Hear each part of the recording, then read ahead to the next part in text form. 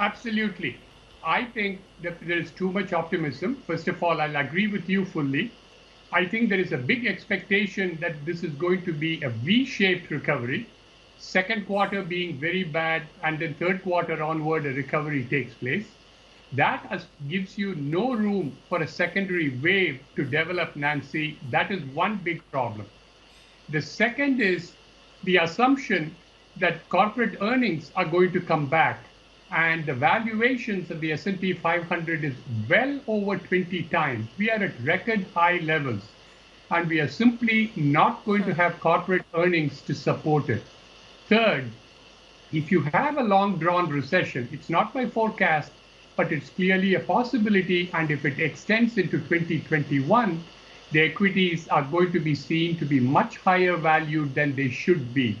So once again, it comes down to saying, yes, the equities are just over optimistic in terms of what they are projecting.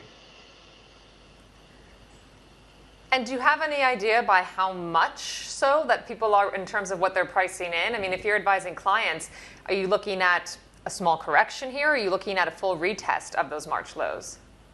If you're looking at a low of about 2350 on the S&P 500, I wouldn't be surprised at all to see that level being tested. It may not be in the next month or 2 months. It could be at year end or the beginning of 2021 by the time that you realize that this is going to be longer drawn out. Nancy, here is the issue. Look back at history. The fourth quarter of 2008, soon after the Lehman Brothers bankruptcy and when the world was in recession, the equity market started to rally, and people thought that that was the bottom for the equity market. But in the first quarter of 2009, the prices continued to fall, and we did not have a low for the S&P 500 until the first 10 days of March.